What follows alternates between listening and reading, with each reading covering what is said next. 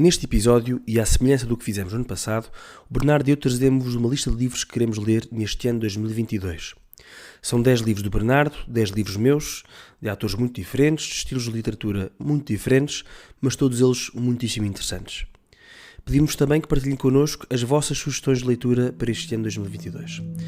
E, obviamente, esperemos que gostem do episódio.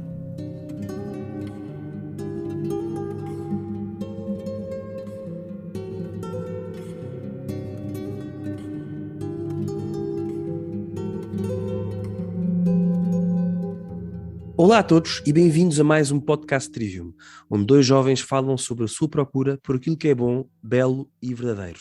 O meu nome é Vasco e comigo está o Bernardo. Bernardo, hoje temos aqui aquilo que será todos os anos um episódio clássico, portanto, há poucas semanas publicámos os livros que lemos, neste caso em 2021, e agora, pela segunda vez, vamos falar sobre os livros que queremos ler neste ano de 2022. Exatamente, acho que vai ser um grande episódio. Vasco, eu pelo menos estou muito entusiasmado aqui com a lista de livros que tive a preparar e sei que tu também estarás, então acho que não vale a pena fazer mais introduções e vamos direto ao assunto. Vamos já, exatamente. Só queria dizer uma pequena coisa, porque no ano passado o título do episódio chamava-se 18 livros que queremos ler este ano, portanto 9 do Bernardo e 9 meus, mas este ano achamos que, quer dizer, 9 não faz muito sentido, mais vale um número redondo, portanto quando o risco de demorarmos mais 20 minutos nestes episódios que já têm sido demorados, enfim, paciência, vamos cada um de nós falar sobre 10 livros que queremos ler este ano, portanto no total serão 20 e, enfim, para quem gosta de ler e para quem for ouvindo o nosso podcast, acho que também será ainda mais interessante. Por isso, Bernardo, como disseste e sem mais demoras, passo-te a palavra. Qual é o primeiro livro que tu queres ler este ano? Muito bem, então o primeiro livro na realidade é um ensaio de um autor belga, um académico belga que depois acabou a sua carreira no Canadá, chamado Charles de Koninck. Não é muito conhecido, mas é um grande tomista daquela altura do final da Segunda Guerra Mundial, e o livro chama-se Sobre o Primado do Bem Comum contra os Personalistas. E como é que isto surge? Até porque é curioso, porque à partida personalismo é uma doutrina boa, não devemos ser contra o personalismo, e portanto um livro contra o personalismo parece uma coisa meio contraintuitiva, mas isto aqui surge porque nos últimos meses, se calhar anos, tenho vindo a procurar aprofundar um bocadinho um debate que houve no final da Segunda Guerra, e do qual já se está a perceber saíram vitoriosos os personalistas, mas um debate entre católicos e gente muito bem formada sobre o modelo do Estado, sobre qual o papel e qual o lugar do Estado numa sociedade e qual a relação que deve haver entre os cidadãos e o Estado. E na altura havia, no final da Segunda Guerra, depois dos grandes totalitarismos, havia então, nestes pensadores, havia duas correntes de pensamento importantes, a tal dos personalistas, que foi a que ganhou, como já vimos, e havia também esta aqui do bem comum, esta corrente de pensamento do bem comum, que ficou mais ou menos esquecida, não mais se falou neles, mas que é muito, muito interessante, porque eu acho que alguns argumentos deste de Koninck são argumentos que acabaram por ser um pouco proféticos, porque depois vieram a verificar um pouco mais tarde, ou um pouco mais tarde, leia-se hoje vive-se aqueles riscos que eles apontavam ao personalismo. Então ele criticava personalistas, que quer dizer, ele não enumera as pessoas, mas nós sabemos que está a falar de Jacques Maritain, de Mounier, que está a falar de Adenauer também. E a tese dele é uma tese que eu acho que é interessante e que vale a pena pensar, que é que basicamente, não vou estar aqui a apresentar um ensaio, sei que depois pode-se fazer para outro episódio, até porque supostamente é um livro que não li, apesar de entretanto já ter avançado, mas a ideia basicamente é que o personalismo, centrando, pondo o indivíduo acima do Estado, por assim dizer, ou acima do bem comum, acaba por degenerar, pelo menos quando mal entendido, num género de um individualismo, numa tirania da autonomia individual, que é uma coisa que nós temos vindo a verificar, não é?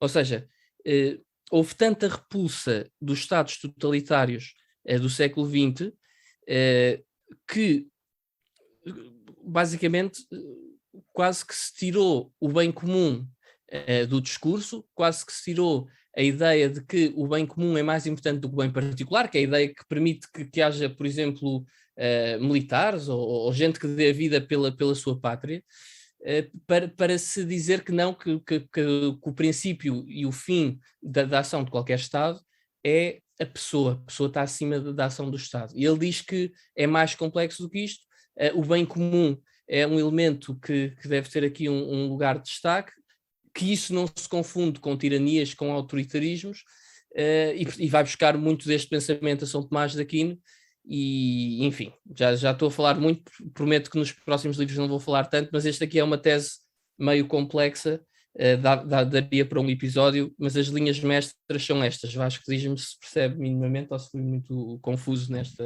apresentação. Não, acho que é interessante, lá está, são temas de que eu pelo menos não estou tão a par. Eu imagino quando algures na minha vida recente já ouvi falar em personalismo cristão, por exemplo, portanto também não sei se esse ensaio vai ou não abordar a questão daquilo que é o personalismo cristão, mas enfim, parece-me obviamente ser algo muito interessante e esse, ou seja, como é que isso choca com a ideia de bem comum, que é uma ideia tão importante e pronto, se esse ensaio vai buscar São Tomás como, não sei, como árbitro, se quiseres, está no ato de ser. Deconic, que apaixonou-se por São Tomás e por esta ideia, e é um livro, é um ensaio, aliás, nem é bem um livro, é um livro pequenino, que e ele vai buscar muita coisa a São Tomás, é muito filosófico, bastante metafísico, não acho que seja um ensaio fácil de seguir, mas é um tema, do ponto de vista de filosofia política, muito interessante, por um lado, e muito importante, por outro. Sim. Enfim, acho Boa. que... esqueci-me de dizer, o ensaio é de 1942. 1942. Ok. Plena Segunda Guerra, ou já na fase, portanto, na segunda metade. Esse ensaio já antecede esse grande debate que falavas, não é? Debate de ideias. Não, porque o debate surgiu com...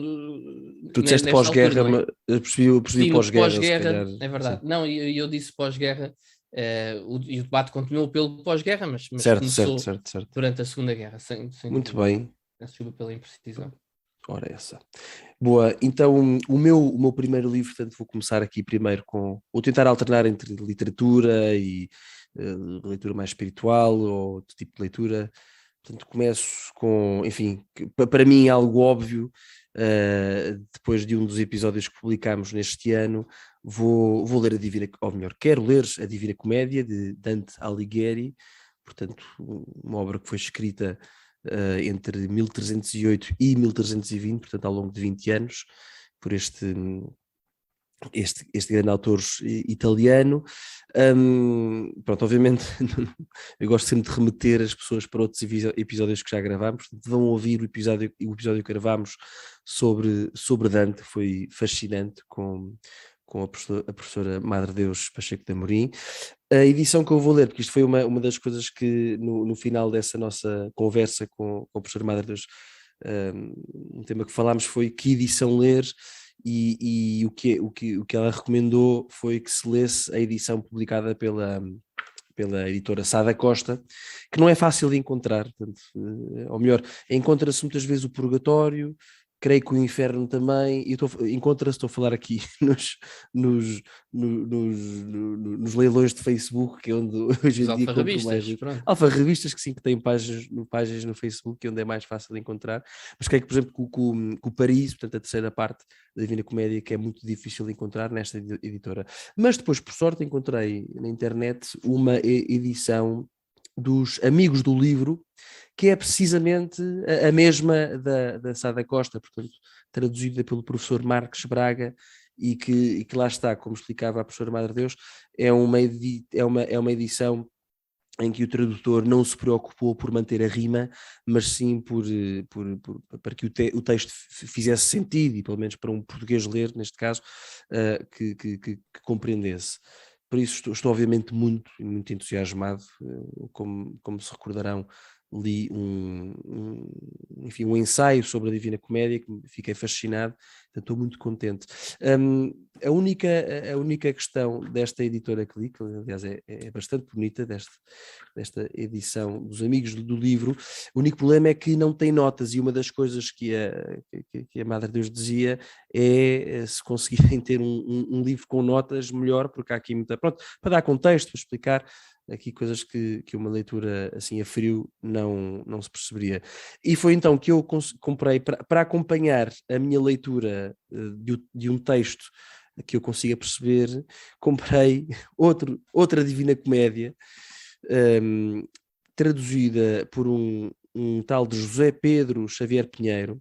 Fui ver há bocadinho, foi um tradutor brasileiro do século XIX, pronto, cuja tradução, à semelhança da tradução do Vasco Graça Moura, também mantém a rima, não é? Mas já estive a tentar ler e pronto, é claramente mais complicado, mas esta edição tem notas, portanto vou tê-las lado a lado, vou ler a daquela tradução do professor Marcos Braga, mas ao mesmo tempo terei esta ao lado para as notas, pronto. Eu creio que a do Vasco Graça Moura também tem notas, esta edição mais recente da Quetzal provavelmente terá, mas pronto.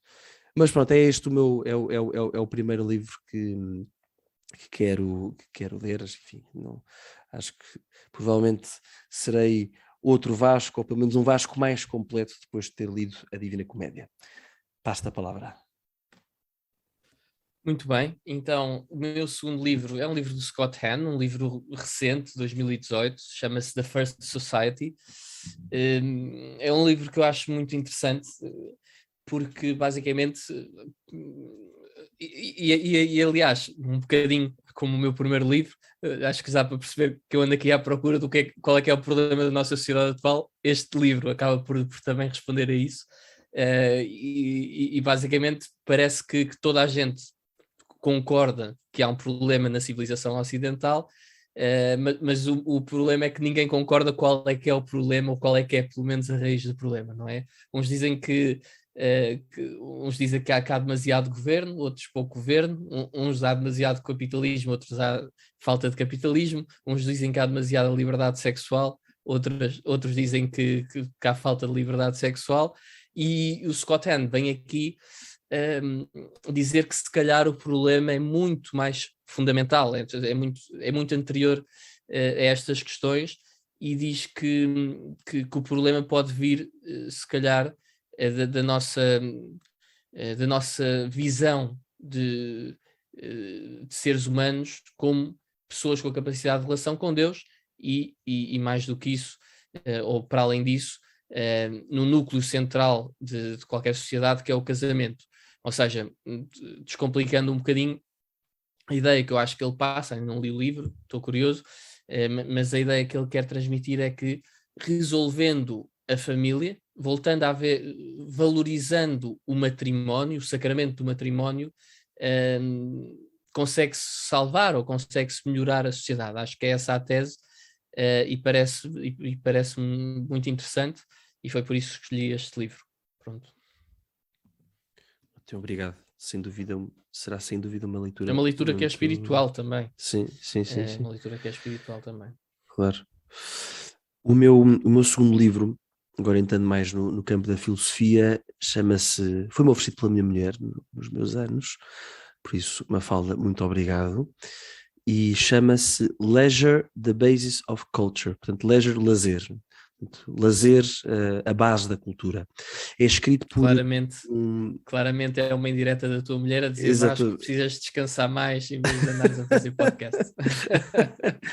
Não, o podcast é precisamente, diria eu, uma parte da minha vida de lazer.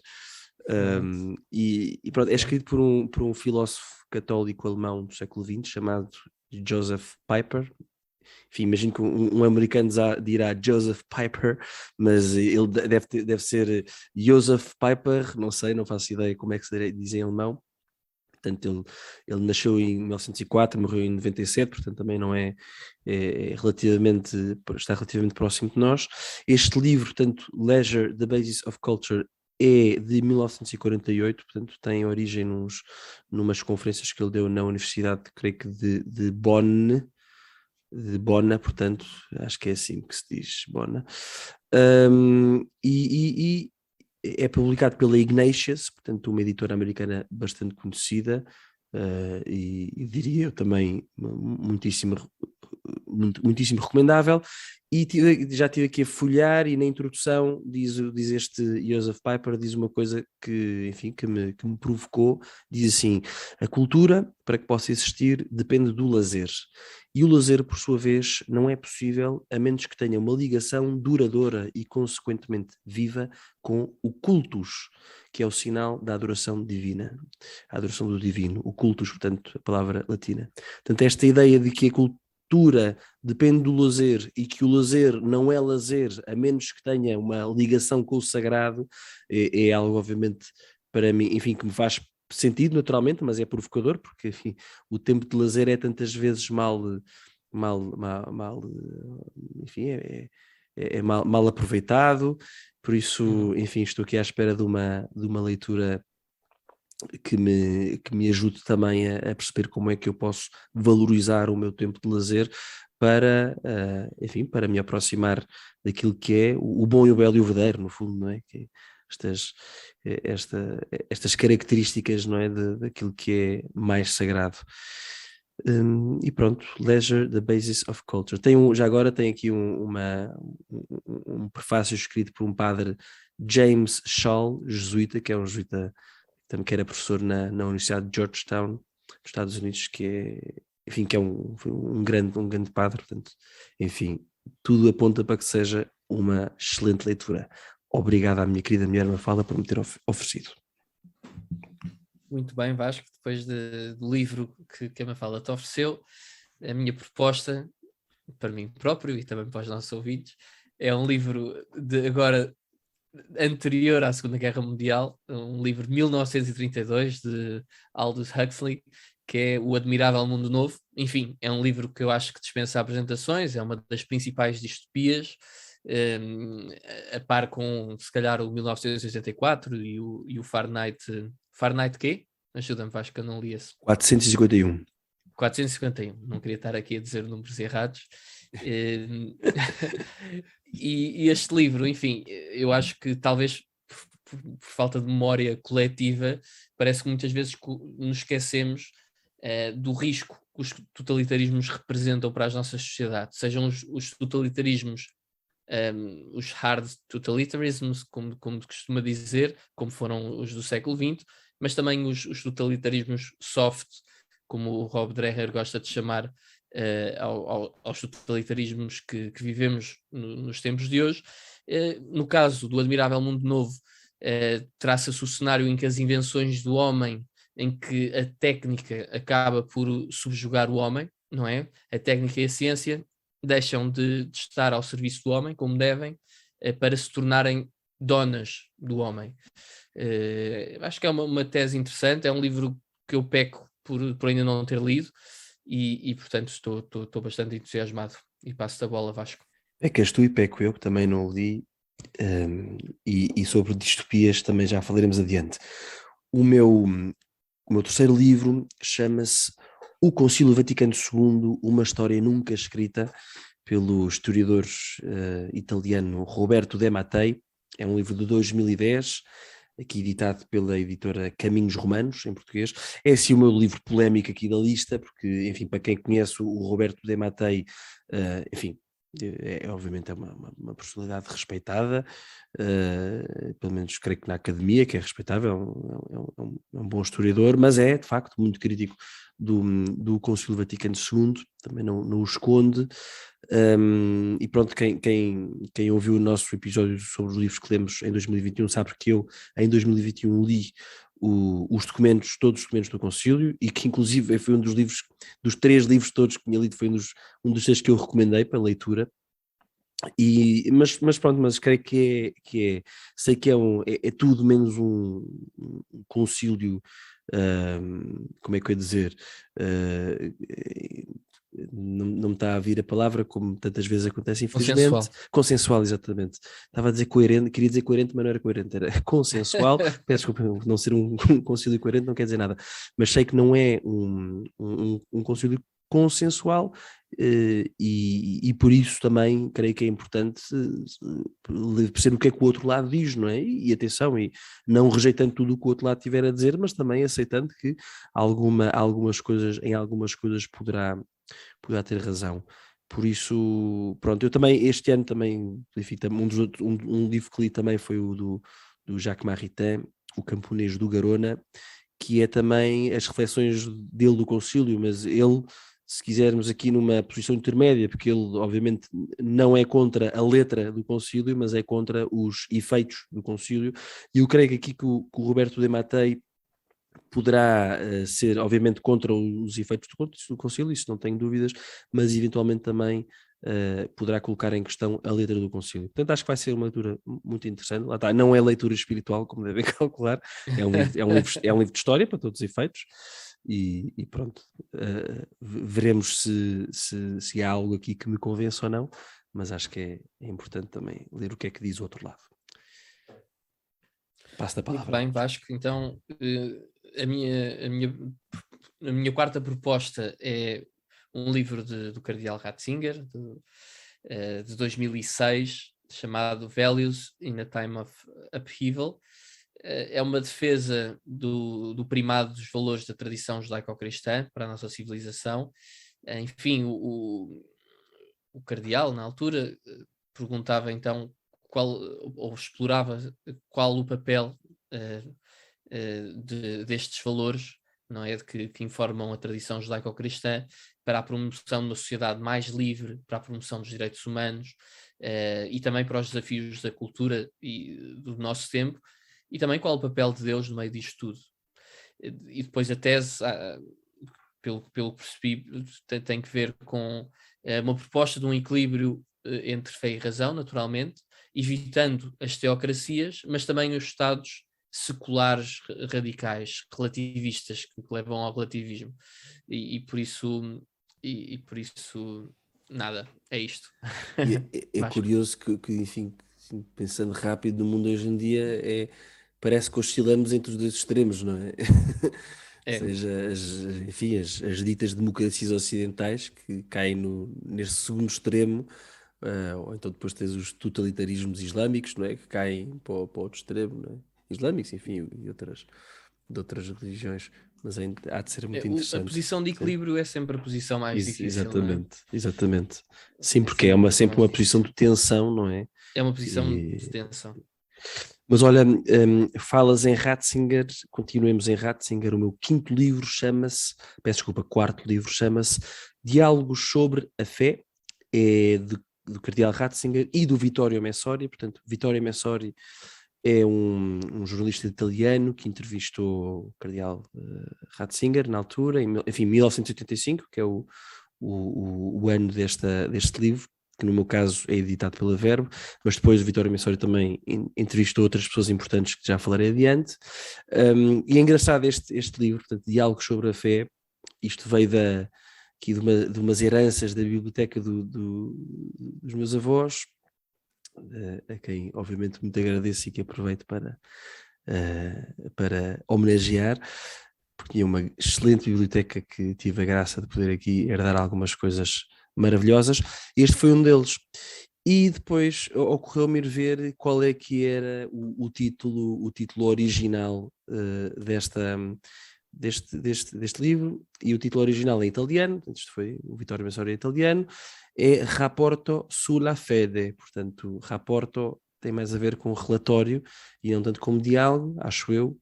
E depois é que me apercebi que este é o famoso Ratzinger Report, que tantas vezes já li sobre, não é? Nos blogs americanos, exatamente, em leitura em língua inglesa. Isto é o The Ratzinger Report, que é um livro famosíssimo. Portanto, lá está esta entrevista. Olha, sobre o concílio outra vez. Exatamente. Aborda muito a questão do concílio. É essencialmente isso. Portanto, isto aqui é o Cardeal Ratzinger, já Esse enquanto é um livro que eu também queria muito ler. Então, depois pedes-me emprestado. Já, o Cardeal Ratzinger, já enquanto... Olha, agora apanhaste-me desprevenido. Isto só para dizer, nós, antes de começarmos o episódio, dissemos muito rapidamente quais eram os 10 livros um ao outro, só para garantir que não havia nenhum repetido. Mas eu pelo não nome não dissemos muito associei ao bem. da Ratzinger. Pois, eu também, quando o fui buscar a casa dos meus avós, também não o percebi. Agora, mais recentemente Opa, é que que... espetáculo.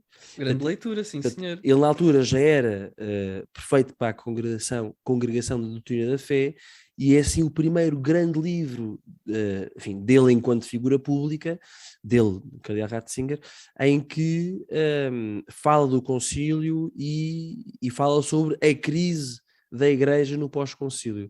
Portanto, é assim um documento muito importante das últimas décadas da Igreja. Obviamente depois o Cardeal Ratzinger, e obviamente depois enquanto Bento XVI falará muito do concílio, defendendo aquilo que é a hermenêutica da continuidade, contra a hermenêutica da ruptura, não é? Que defenderia uma tese em que o concílio é o tempo de uma nova igreja, não é?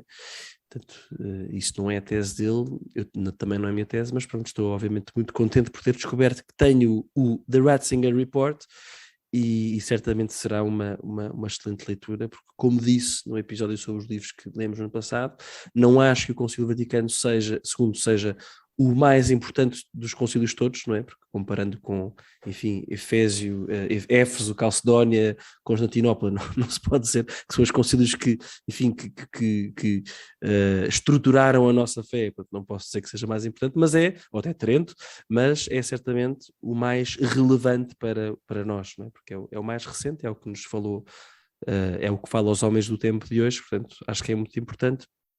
E pronto, estou muito satisfeito por ter este diálogo sobre a fé, também conhecido por The Ratzinger Report. Basta a palavra, Bernardo. Muito bem, grande apresentação. Saímos agora do Vaticano, vamos em direção aos Estados Unidos para falar de um livro que se chama A Tirania do Mérito, traduzido para português. O livro penso que não está em português, é The Tyranny of Merit, aqui é muito parecida à tradução, de um autor que eu gosto muito, Michael Sandel. Perguntava há pouco ao Vasco, ele referia que nós antes do episódio estávamos a comentar os livros que íamos apresentar agora, e eu perguntava ao Vasco, já te falei de Michael Sandel, não falei? E o Vasco dizia, não, nunca falaste. Acho isto gravíssimo, porque é um dos meus autores favoritos de filosofia política. É o livro mais recente dele, se não estou em erro, é um livro de 2020.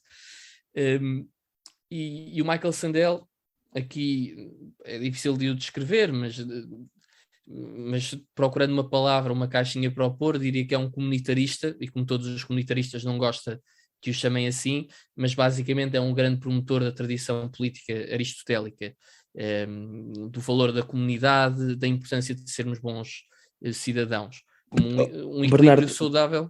Desculpa interromper, mas quando falas em comunitarismo, é o termo que se opõe a personalismo ou não tem nada a ver? Não.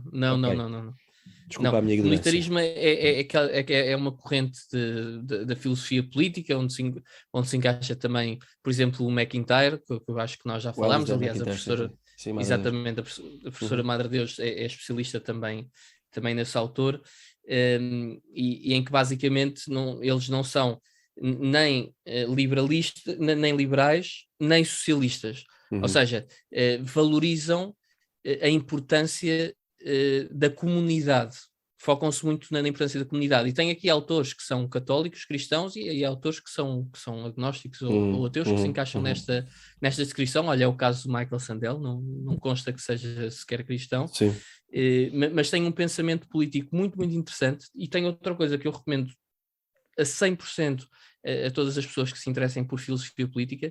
Ele é professor de Harvard, e a aula que ele dá, o curso, a disciplina que ele dá, a cadeira, chama-se Justice, ou uma das cadeiras que ele dá chama-se Justice. Outra cadeira muito interessante que ele dá tem a ver com bioética, também já li um livro dele sobre essa cadeira, mas basicamente a aula, a disciplina que o fez ficar conhecido foi esta, que se chama Justice, e é um curso, uma cadeira semestral que está disponível de forma totalmente grátis na internet, no site dessa disciplina, que depois podemos pôr na descrição deste vídeo. E portanto eu recomendo totalmente esse curso, porque de facto é muito, muito interessante. Ele faz uma análise histórica das várias correntes de pensamento, do utilitarismo, de uma corrente mais kantiana, e depois acaba a falar precisamente neste valor da comunidade, numa visão muito aristotélica da política e do bem comum, e portanto é por isto que este autor é conhecido. No caso, entretanto, entusiasmei-me, comecei a falar do autor, não é esse o objetivo. Este livro especificamente, ele desafia um conceito que é aparentemente consensual, que é a ideia de meritocracia. Ninguém é contra a meritocracia, quer dizer, eventualmente alguns socialistas assim mais empedernidos, alguns comunistas assim da velha guarda, se calhar não são, mas tipicamente as pessoas são a favor da meritocracia, e ele desafia esse conceito. E isto também é a beleza da filosofia, não é? Pôr-nos a pensar sobre conceitos que aparentemente são banais ou consensuais, para descobrirmos que afinal são mais complexos do que isto. E o que é que diz o autor? O autor basicamente explica que o conceito da meritocracia pode ser um conceito perigoso, uma concepção perigosa. Porquê? Porque imprime a ideia de quem tem sucesso numa sociedade livre é porque se esforçou e trabalhou para isso, o que implica, isso não está errado, mas esta implicação, esta consequência do pensamento que é se considerar, ainda que implicitamente, que as pessoas que não têm sucesso é porque não se esforçaram, é uma ideia que é perversa. Sabemos que não é assim, nem toda a gente não tem sucesso, não é porque não se esforçou. Há muita gente que se esforça muito e acaba miserável ou pobre, não tem nada a ver com o grau de esforço. Por outro lado, também há gente que teve muito sucesso na vida e se calhar não se teve de esforçar assim tanto, não é? E portanto pareceu-me uma ideia e um tópico interessantes para explorar. Liga-se naturalmente à ideia também de bem comum, como já falei como já falei no primeiro livro que eu apresentei, e por isso estou muito curioso também em relação a este livro. Eu estou curioso em relação a todos os livros. Ainda bem, graças a Deus. Desculpa, mas olha, uma criança recebeu um brinquedo novo, mas de facto acho que consegui aqui uma boa lista de livros para este ano. Mas quem pede desculpa sou eu. Eu vou-te explicar porque estavas aqui a falar deste Michael Sandel, começaste a falar em professor de Harvard, e eu fui aqui rápido à internet ver, e tu já me tinhas falado dele. E quando começaste a falar dos cursos que estão disponíveis, tu já me tinhas mandado, é que ainda não ouvi, e agora pronto, tenho mais um motivo para ouvir, mas já me tinhas falado, sim senhora. E mais, houve um livro dele, já agora pergunto-te muito rápido, há um livro dele que é editado pela Presença, que já estive para o comprar, mas não o comprei, que se chama... What Money Can Buy. E, sim, o que o dinheiro, pronto, em português, o que o dinheiro não pode comprar. Não sei se os limites os limites morais dos mercados. Já leste, é isso? Não li, não leste, mas ele tem uma série de conferências em que explica o livro, e essas eu já ouvi, e tenho o livro também aqui, e gosto imenso da ideia, e portanto recomendo muito, talvez no próximo ano, ou ainda este ano, quem sabe, leias e depois podemos próxima vez que o vir a 50%. Eu gosto muito do Sandel. O Sandel é um tipo que pensa muito bem, obviamente não concordo com tudo o que ele diz, como se calhar não concordo também com tudo o que tu dizes, Vasco, que ainda não descobri em quê, mas saber como. Mas pelo menos do ponto de vista teórico há de haver uma ou outra coisa em que não concordo, mas lá está. Aqui o Michael Sandel é mesmo um autor que eu gosto muito, mesmo não sendo cristão, e por isso tendo aqui visões diferentes de nós em algumas matérias. Eu acho que é um autor com muito mérito, muito sério, e que recomendo muito a toda a gente que tenha interesse por filosofia política. Muito bem. Pronto, agora voltando às distopias, eu dei a entender que ia falar de uma e tu falaste dela. Portanto, é verdade que a par do Admirável Mundo Novo, esta é outra grande distopia, portanto, 1984, estou a dizê-lo em inglês porque vou ler em inglês, portanto, 1984 em português naturalmente, portanto, o clássico de George Orwell, escritores inglês, portanto, este livro escrito em 1949, vou ler a edição que vou ler é da Penguin Student Edition, o que significa que no final tem umas boas dezenas de páginas com, enfim, explicações e notas e não sei o que mais. Language Notes and Activities. Portanto, engraçado. E pronto, é claramente, é uma grande lacuna no meu currículo enfim, literário, de leitores, nunca ter lido 1984, mas não me arrependo de o ler nesta fase. Porque, bem, primeiro já o queria ler porque eu já falei no último episódio sobre os livros que lemos, já li o Fahrenheit 451, li o Lord of the World, portanto, o Senhor do Mundo, outra distopia. Também quero obviamente ler o Admirável Mundo Novo, mas irei começar pelo 1984. E não me arrependo de estar a lê-lo agora, porque uma vez mais, de facto, os autores destas grandes distopias, não é? Enfim, elas não seriam grandes se se não tivessem algo de verdadeiro, não é? E o 1984 tem este pormenor, enfim, não é bem o pormenor do Newspeak, não é? O Newspeak é a nova língua, portanto uma nova língua, não é? E nós estamos a viver isso, não é? Começamos a ter aquelas não é questões. Só isso, acho que sem querer estragar-te a história, o George Orwell de facto é um gênio e cria aí uma série de novos conceitos, de palavras que não existem, continuam e que foram criadas por ele, entre eles a nova língua, que de facto é uma coisa que nós vivemos hoje, mas vivemos muitas outras coisas hoje, não te quero estragar o livro, mas uma que eu acho particularmente interessante é uma que chama Duplo e Pensar. Depois, quando surgir isso no livro, deve ser o multitasking, pai, ou não sei. Não. Antes fosse. Mas pronto, mas eu ia mencionar uma coisa que me parece bastante chocante hoje em dia, que é esta questão dos pronomes para se usar para pessoas transgênero. Tal e qual. Que se dizem transgênero, não é? Portanto, no inglês, não é? Ou seja, pessoas que deixam de ser he or she, passam a ser ze, ou zer, ou não sei o quê, ou they, enfim, que obviamente... Agora tem os preferred pronouns. Os preferred pronouns, não é? Cá para Portugal. Portanto, para quem não sabe, não é? Em países como os Estados Unidos ou no Canadá, há tentativas de legislar... No Canadá já está mesmo legislado. Está legislado, sim, aquela tal famosa Bill 16, que foi o que teve uma boa consequência, que foi trazer o Jordan Peterson para os focos do mundo, porque ele opôs-se com vigor a essa legislação, mas de facto as pessoas podem exigir que se lhes trate por um preferred pronoun, portanto um pronome preferido, que não é nem he, nem she, não é? É outra coisa, estes ze, zer, they, uma coisa, obviamente, enfim, uma nova língua autêntica, não é? Portanto, é uma eu acho que pode ser he ou she, mas sendo a outra pessoa, ser uma pessoa sendo mulher, um homem, é she, ou she sim. sendo um homem. Sim, exatamente. Portanto, a coisa torna-se complexa. Mas pronto, enfim, estou aqui a desviar um bocadinho, mas enfim, estamos a viver isto em tempo real, portanto parece-me uma boa altura para finalmente pegar no 1984 e pronto, e lê-lo.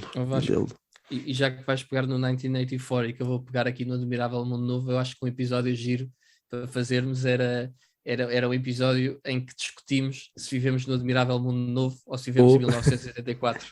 Então tens que me deixar ler o Admirável Mundo Novo. Vou tentar. Pois é, no ano passado li 36 discos, pode ser que haja espaço para o Admirável Mundo Novo. Fica o desafio. Exatamente. Se tens mais margem do que eu. Passo-te a palavra. Praças e obrigado. Este aqui garanto que vai ser o livro mais rápido a apresentar aqui deste episódio, porque é um livro que eu já trago do ano passado, que é o Dom Quixote do Cervantes, e por isso não obrigado, vale, o meu próximo livro é um livro que dispensa apresentações. O pouco que eu falei no episódio do ano passado, pronto, remeto a apresentação para o episódio do ano passado e não vos maço mais com isto, mas como não li, comecei a ler o livro, mas ainda não acabei, com mais ou menos a meio, acho que é justo trazê-lo para este ano, porque metade deste livro já é o equivalente para aí a 3 livros grandes, ou 3 livros normais, vá. Tu trazes aqui na realidade 9 livros e meio, porque pronto, já vais a meio do Dom Quixote. Portanto, o meu 6º livro chama-se, o livro em inglês, aqui mais entrante nas áreas das ciências humanas, chama-se Your Brain on Porn, Internet Pornography and the Emerging Science of Addiction. Portanto, o teu brain ou o seu brain na pornografia, não sei se podemos traduzir assim, escrito por Gary Wilson, é um livro de 2014, editado pela Commonwealth. Comprei-o já agora através da FNAC, portanto não é uma coisa que seja muito difícil de arranjar, espero eu. E pronto, enfim, é um tema que obviamente já perceberam, trata da pornografia, que é, na minha opinião, e também na do Bernardo também, de certeza, um flagelo da nossa sociedade atual. Foi particularmente, na minha vida, um flagelo, numa fase ainda bastante comprida da minha vida, portanto, graças a Deus foi um flagelo, já não é, há uns bons anos, graças a Deus. Mas é um tema que me interessa, é um tema que acho que tem que ser cada vez mais trazido para a discussão pública.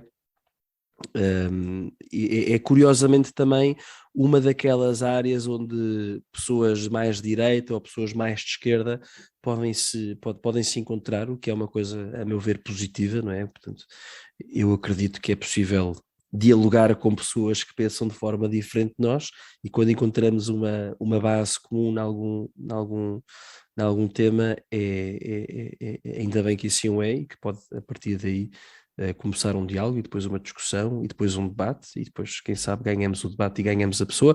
Mas enfim, a pornografia, porque obviamente ao centro da pornografia está essencialmente a mulher, não é? E está o abuso da mulher, enfim, creio que para nós católicos, não é? Quer dizer, o abuso da mulher é algo tenebroso, não é? E a pornografia tem essencialmente, obviamente não é só mulheres, também há homens, obviamente, mas tem essencialmente mulheres que são abusadas no seu centro, não é? Não só fisicamente, mas depois também moralmente, pela pessoa que está também a ver pornografia. E este Gary Wilson, por acaso, também, enfim, olha, paz à sua alma, porque descobri recentemente, enfim, não podia ser de outra maneira, que ele morreu neste ano que passou, ele morreu em maio de Não sabia. 2021, morreu, Não fazia ideia. morreu de cancro. E ele tem um episódio, para quem quiser ver assim de forma rápida, ser introduzida a esta pessoa e ao seu pensamento. Ele tem um episódio que está disponível no YouTube, do TEDx Glasgow, que se chama The Great Porn Experiment. Portanto, o grande... A grande experiência da a pornografia. grande experiência da pornografia, portanto está no YouTube, é muito interessante, portanto é algo que podem ver. E também já agora, e porque foi algo muito recente, é algo que tem 2 semanas, sobre pornografia, e como disse, é algo que tem que ser trazido para o debate público, e um amigo nosso em comum, Francisco Braz de Almeida, escreveu, creio que na primeira semana de janeiro, escreveu um texto no Observador chamado Billie Eilish e a Abominável Pornografia. Billie Eilish e a Abominável Pornografia. Isto por causa de uns comentários muitíssimo interessantes da cantora Billie Eilish, que disse que a pornografia destruiu o cérebro dela, portanto ela que foi exposta a conteúdos pornográficos desde muito jovem, creio que 11 anos, salvo erro, portanto desde o início da adolescência, que isso lhe destruiu o cérebro, não é? Portanto, um artigo também muito interessante, e já agora o meu agradecimento público ao Francisco Braz de Almeida por ter publicado esse artigo. Também às vezes é um bocado tabu, portanto infelizmente poucas pessoas escrevem sobre isso, portanto obrigado, Francisco, por teres escrito sobre isso. E pronto, Your Brain on Porn, do Gary Wilson, também vai ser uma leitura muito interessante. Muito bem, da pornografia saltamos para um romance chamado O Poder e a Glória, de Graham Greene, um romance de 1940. O Graham Greene é um... Diz, Vasco? Espetáculo. Espetáculo, sim. É um autor católico que eu gosto muito, um autor católico, mas com uma vida de fé complicada, e pelo que eu sei, não sou ainda especialista em Graham Greene, mas a ideia que eu tenho é que esta é a sua magnum opus, pelo menos é considerada por várias pessoas a sua magnum opus. Dele eu tenho a impressão que só li uma obra, que é o Monsenhor Quixote, gostei muito, Este nome do Poder e a Glória, como podem imaginar, pelo menos os católicos que nos estão a ouvir, vem daquela doxologia final do Pai Nosso, vosso é o reino, poder e glória para sempre, e trata-se da história de um padre que vive no México, nos anos 30, no tempo que o governo tentava suprimir a Igreja Católica. Aliás, uma guerra ficou conhecida como Guerra Cristero, devido ao slogan dos católicos, que era Viva Cristo Rei. E, enfim, recebi muito boas referências desta obra e está na hora de a ler, Vasco. Boa, não, eu nunca li nada de Graham Greene. Eu recentemente organizei as minhas estantes de livros e pus assim numa, enfim, infelizmente ainda não muito grande, mas pus assim autores católicos, e tenho lá uma série deles do Graham Greene. Como disseste, ele teve de facto uma relação difícil com a sua fé católica, mas tem alguns romances em que a sua fé católica é expressa, nem sempre de forma dura, porque eu nunca li o Poder e Glória, enfim, nunca li nenhum livro dele, já disse, mas é mesmo enquanto obra católica é uma obra dura, não é? Portanto, esse padre, se não estou em erro, é um padre bêbado. Fica conhecido como Whiskey Priest. Whiskey Priest. Aliás, é um padre sem nome. Não sabia isso. Mas já agora, pronto, há bocado quando disseste que ias lê-lo, não resisti também em fazer aqui enfim, um apelo já agora, uma proposta de música. Como sabes, gosto muito de música, e há uma banda de que gosto bastante, que se chama Prefab Sprout. Prefab, portanto, Prefab, Prefab Sprout, Sprout, e esta banda Prefab Sprout tem uma música chamada Don't Sing, não cantes, que é sobre o poder e a glória. É uma música, eu acho a música espetacular, giríssima, portanto para quem quiser ouvir, vai ouvir, que tem a ver, e acho que ele fala sobre o Whiskey Priest, agora que dizes. Mas pronto, mas o Graham Greene tem assim algumas obras, ia dizer há bocado, esqueci-me, desculpa, mas tem algumas obras que são consideradas assim as obras católicas dele, que são o Poder e a Glória, o Brighton Rock, The Heart of the Matter, tem estas três, e a que não tenho e gostava de ter é The End of the Affair, portanto o fim de uma aventura.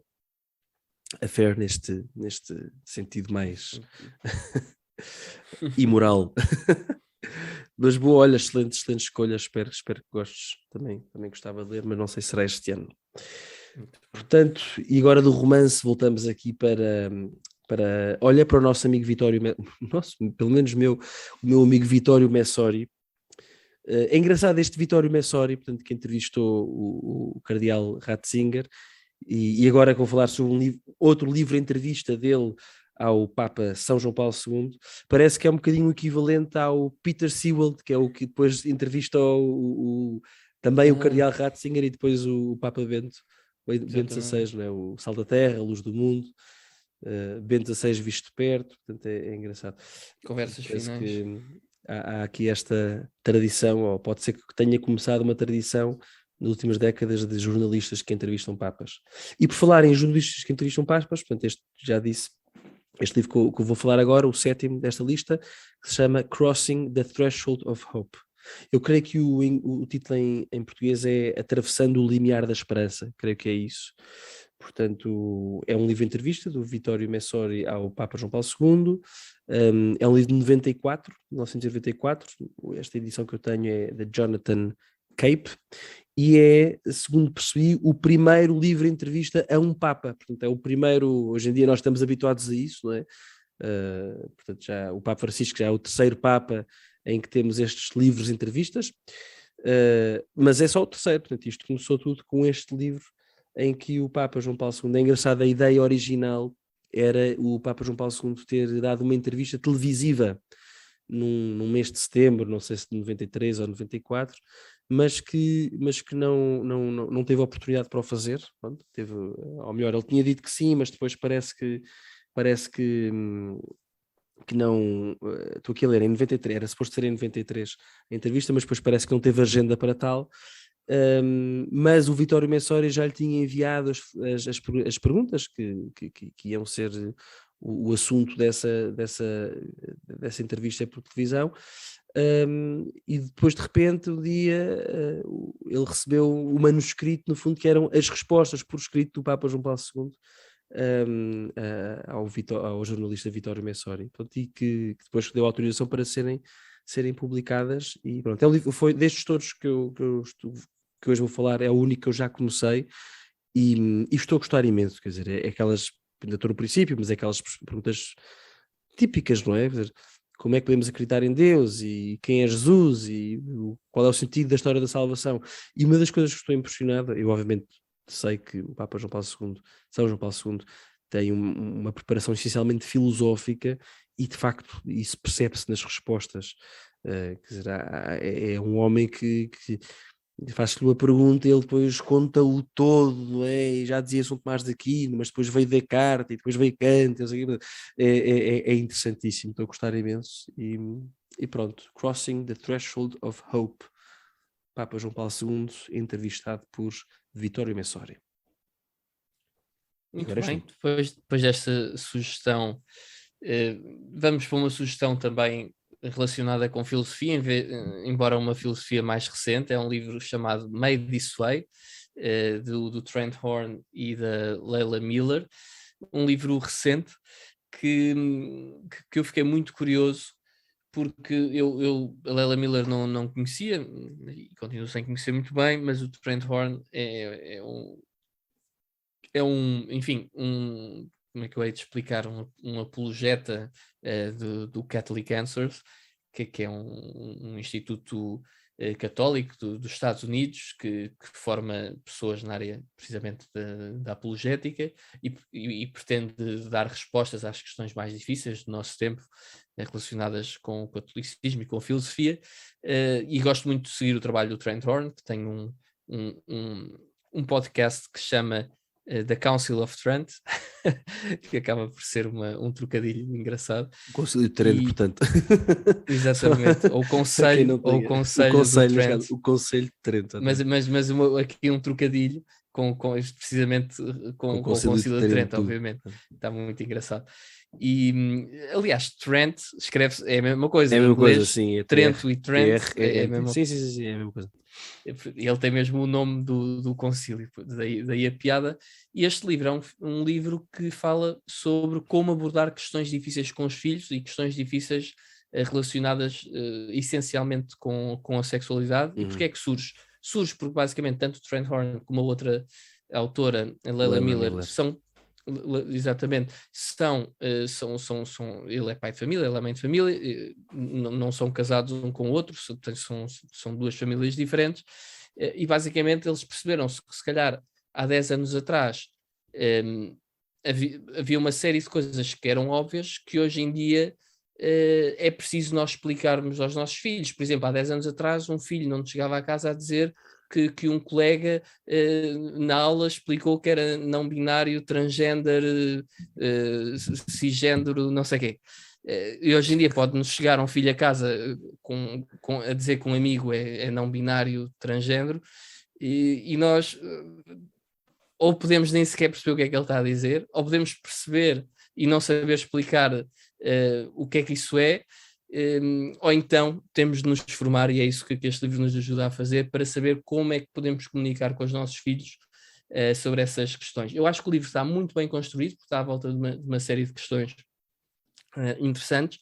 Cada capítulo é uma questão, e basicamente é tudo escrito da perspectiva da autora, e a autora é mãe de uma família grande, se não estou em erro, tem 8 filhos, e portanto tem muita experiência sobre como comunicar com filhos, e em cada capítulo, o capítulo está dividido em 3 partes, que é o que é que a Igreja ensina sobre esta matéria, a Igreja Católica naturalmente, como falar desta questão com filhos pré-adolescentes, e como falar desta questão com filhos já adolescentes. E portanto, basicamente, acho que eles se complementam muito bem. Ainda não li o livro, mas parece-me que se complementam muito bem, porque ela tem uma grande experiência sobre como comunicar com filhos e qual é que é a melhor abordagem para estes temas complicados, e por outro lado o Trent tem uma grande formação filosófica, sabe muito sobre apologética, está presente em imensos debates com ateus e com cristãos de outras denominações. e por isso ambos conseguem, ele consegue dar, ela se calhar dá um input sobre comunicação e ele acaba por dar um input se calhar doutrinal, se quiserem, filosófico, que é a área de formação dele, e por isso acho que é um livro muito interessante, que pronto, que vou ler e depois talvez dê um episódio. Qual é a editora, Bernardo? Olha, boa pergunta. Deixa-me... Espera aí, eu já digo, vai apresentando o teu Pergunta livro. difícil, pergunta difícil. Não é difícil, mas não sei. Coloquei o meu co-host em xeque. O meu próximo livro, o meu oitavo já está livro aqui, já está aqui. É mesmo pronto. editado pela Catholic Answers. É Ok, Catholic Catholic Answers Answers, Press. boa. Muito bem. Boa. O meu próximo livro é A Anatomia de um Soldado, escrito por Harry Parker. É um livro de 2016. Peço desculpa, estou a falar um bocadinho do microfone. Portanto, Anatomia de um Soldado, escrito por Harry Parker, 2016, e editado em Portugal pela Elsinor.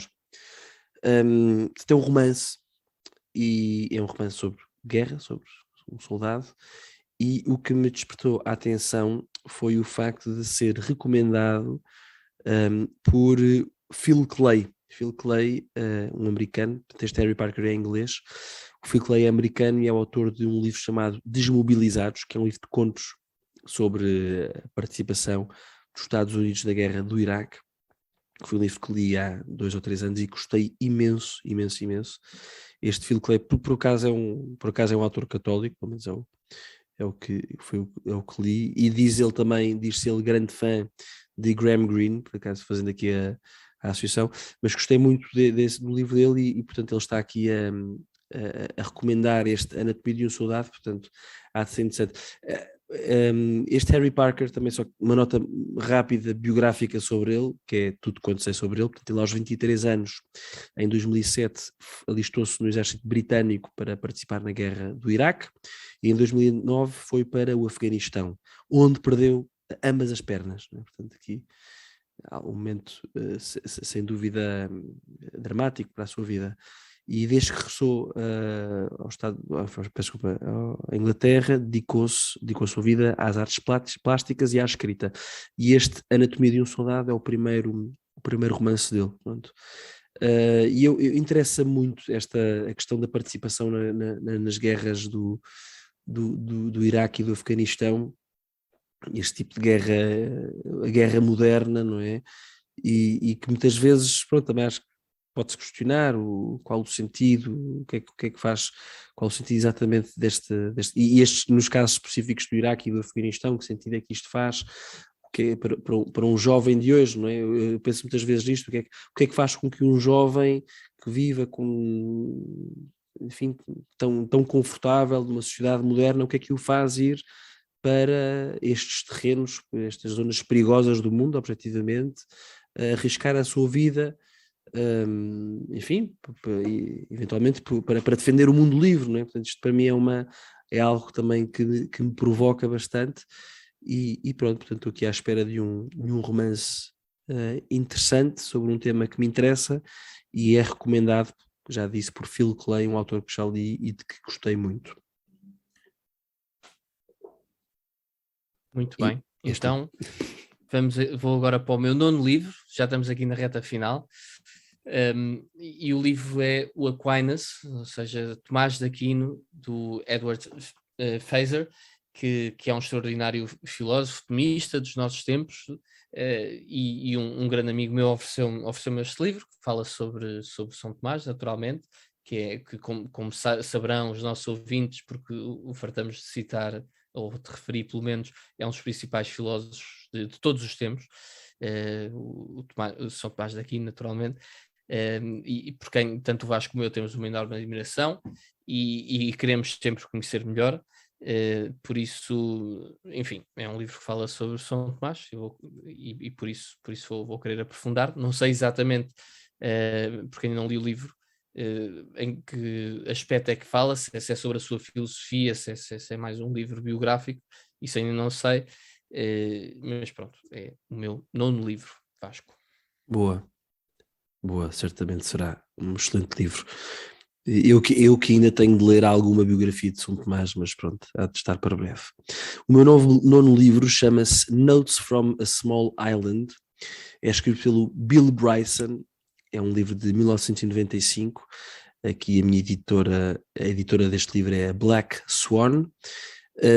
Eu já li o livro do Bill Bryson, há de ser uma leitura mais lúdica, mais para descansar a cabeça de temas eventualmente mais complexos e que acho que também às vezes faz falta. O Bill Bryson é um autor muito engraçado, já li 2 livros dele, um livro que se chama 1927, Aquele Verão, que é um livro muito engraçado, é um livro sobre várias coisas curiosas que aconteceram no verão de 1927, sendo que a coisa mais curiosa é a travessia do Charles Lindbergh sozinho num avião, a travessia do Atlântico, sozinho num avião, e li outro livro que é Neither Here Nor There, portanto, por aqui e por ali, ou nem aqui ou ali, não sei bem como é que é a tradução, que é uma viagem que este Bill Bryson, que é essencialmente um jornalista, que faz na sua juventude pela Europa. E este Notes from a Small Island é o Reino Unido. Não é? O Reino Unido agora estou, sim, é o Reino Unido, mas não é United Kingdom, portanto o United Kingdom é que é a ilha toda, porque o Bill Bryson é americano e às tantas vai viver para o Reino Unido e trabalha lá como jornalista, se não estou em erro, e depois, a dada altura, regressa para os Estados Unidos, portanto, a meio dos anos 90, mas antes de regressar aos Estados Unidos faz uma volta pelo Reino Unido. E é esse passeio pelo Reino Unido enfim, que se materializa neste Notes from a Small Island. Os livros do Bill Bryson estão, creio que quase todos editados em português também, portanto isto creio que se chama Notas de uma Pequena Ilha, e pronto, toda a gente que o leu me recomenda, acho que é um livro mesmo de chorar a rir, porque é um livro em que este autor registra todas as idiosincrasias, as particularidades do povo inglês, por isso, enfim, será certamente também uma leitura para boas gargalhadas, o que faz sempre bem. Notes from a Small Island, do Bill Bryson. Qual é que é o teu último livro, Bernardo? Muito bem, Vasco, o último livro, exatamente, chama-se Cristo, a Igreja e o Mundo, é um livro de Karol Wojtyla, depois também conhecido como Papa ou João Paulo II, ou São João Paulo II. Este livro também é conhecido como as Catequeses do Areópago, por ser em torno do discurso do Areópago, como sabem, o capítulo 17 dos Atos dos Apóstolos. São 13 catequeses misteriosas, eu diria, que não se sabe se alguma vez foram dadas ou quando foram dadas, e conservaram-se na forma de manuscrito, que depois foi encontrado e foi agora editado pela Lucerna. E eu não conhecia, nunca tinha ouvido falar destas catequeses de Karol Wojtyla. Vi numa livraria em Fátima quando lá fui recentemente com a minha mulher e fiquei interessado porque os capítulos abordam questões muito interessantes e sobre as quais tenho procurado estudar qualquer coisa, como o homem e a verdade, ou o homem e a liberdade, que são de resto tópicos muito comuns depois no Papa João Paulo II, como de resto o Vasco já teve a oportunidade de referir hoje, e sobre os quais o Papa escreveu de forma magistral, e portanto este livro será muito bom, certamente. Vasco, se não tiveres nenhum comentário sobre este livro, passo-te a bola para só um pequeníssimo acrescento. Tu falaste e muito bem no capítulo 17 dos Atos dos Apóstolos, só não disseste que é o discurso de São Paulo, só para quem nunca tenha lido os Atos dos Apóstolos, é o capítulo, é o discurso de São Paulo no Areópago, portanto, em Atenas, não é? Agora não estou a dizer a geneira nenhuma, certo, Bernardo? Exato. Quando ele está em Atenas e diz: vejo que em muitos sois religiosos porque têm um altar dedicado ao Deus desconhecido. Já agora, ao Deus desconhecido, é sobre isso. Ao Deus desconhecido, uma excelente música da banda portuguesa Sétima Legião. Já agora, um excelente instrumental. Não, agora só estou a dizer as geneiras, peço desculpa. A Um Deus Desconhecido é o nome do primeiro álbum do Sétima Legião. Enfim, agora estou obviamente já cansado. Portanto, o meu último livro também retomo aqui o tema que já falaste há pouco sobre a família. Chama-se 3 to Get Married, portanto 3 para se casar. É do grande arcebispo Fulton J. Este é quem? Estava a brincar, estava a dizer que é pós-moderno. Casamento. Ai meu Deus, exatamente. Desculpa. Pronto, então é melhor eu dizer rapidamente que já sei que é Deus, que é a terceira pessoa do casamento. Exatamente. Querer estragar a tua apresentação. Fulton J. Sheen, portanto o grande arcebispo americano, famosíssimo, os seus vídeos no YouTube, recomendo imediatamente que vão ver Fulton Sheen no YouTube. É um livro de 1951, editado pela Scepter, portanto, em português, Scepter, uma muito boa editora. É um livro que eu em tempos comecei, mas que depois, enfim, não acabei, portanto vou agora sim, alguns neste ano de 2022, começar e acabar. E pronto, e aqui a ideia é esta, quer dizer, que o casamento, o sacramento do matrimónio é uma realidade essencialmente vivida a 3, não é algo que fecha o marido e mulheres em si próprios, não é? Nesta realidade a 2, mas que se abre essencialmente e em primeiro lugar para Deus e através de Deus, não é? Os 2 mandamentos, não é? O amor a Deus e ao próximo, portanto, abrindo-se a Deus, abre-se também ao próximo, portanto, 3 to Get Married é sem dúvida. Enfim, o Fulton Sheen Como é que arranjaste o livro, Vasco? Olha, este livro comprei-o em Roma. Há uma excelente livraria em Roma, aliás, muito perto do Vaticano, que não sei se, eu creio que são as Paulinas, não é? As Paulinas que também existem em Portugal, creio que eu acho que é as Paulinas, não quero dizer asneira, mas é uma livraria das Paulinas em Roma, portanto, às portas do Vaticano, muito perto, aliás, E tem livros em inglês também? Tem uma secção de livros ingleses, para além de italiano tem inglês, tem espanhol, tem uma pequeníssima em português, mas comprei lá coisas ótimas.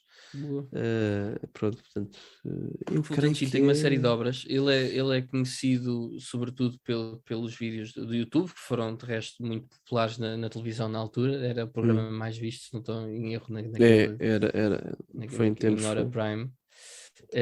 E o que é que eu estava a dizer? Ele tem uma série de livros que acho que são muito bons, certamente. Eu nunca tive a oportunidade de ler nenhum, mas, e que têm traduções para português, mas são extraordinariamente difíceis de encontrar. E são antiquíssimas. Eu também, antigas já, graças a Deus, graças aos meus avós, conseguiste herdar alguns. herdei 2 livros dele, mas são coisas de facto antigas. Estamos a falar dos anos 50. São muito difíceis de encontrar, ou é assim de heranças ou então em alfarrabistas, mas raros, devem ter sido tiragens pequenas, porque é muito difícil de encontrar e é uma pena, porque de facto é um autor que vale muito a pena. Olha, eu estava aqui a tentar ver no mapa do Vaticano qual é que era, que eu sei que esta livraria é exatamente, é das Paulinas, é muito perto da Porta de Sant'Anna, portanto quem olha para os nossos ouvintes que forem em Roma, há sempre, certamente, quem vai a Roma, a Porta de Sant'Anna é de quem está de frente para a fachada da Basílica, é do lado direito, portanto, fora da colunata, do lado direito, portanto, seguindo os muros do Vaticano, portanto, é aí perto, é numa rua por trás, portanto, esta rua, Via del Mascherino, e é a Pauline Multimédia International, portanto, é das Paulinas. E é mesmo, estou aqui a ver o logotipo, é das, pronto, confirmo, é uma livraria das Paulinas, que tem uma secção em inglês com livros ótimos, e foi lá que comprei este do Fulton Sheen. Aí fica a recomendação e fica também a para quem for a Roma. Quem for a Roma pode falar com o Vasco para lhe pedir isso mesmo. Este e outros conselhos, nomeadamente restaurantes, que também, se os livros alimentam a alma, os restaurantes também são importantes. Ainda mais, exatamente.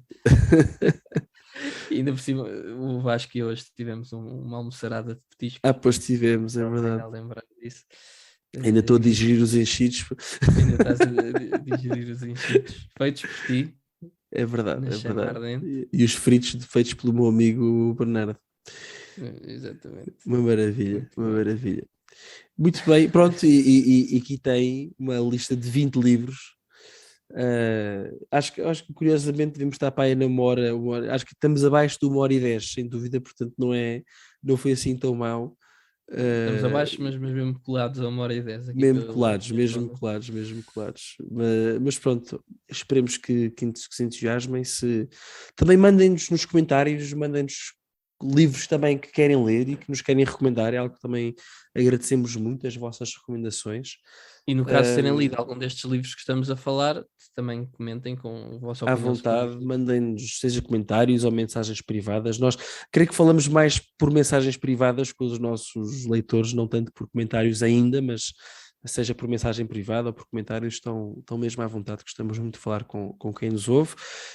E é essencialmente isso. Portanto, Bernardo, se me deres a autorização, concluo este episódio.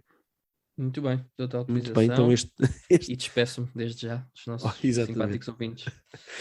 Então este foi mais um episódio do podcast Trivium. Não se esqueçam naturalmente de colocar like neste episódio, de subscrever as nossas páginas, subscrever no YouTube essencialmente e seguir-nos no Facebook, no Instagram, mas acima de tudo que as vossas vidas sejam uma procura por aquilo que é bom, belo e verdadeiro.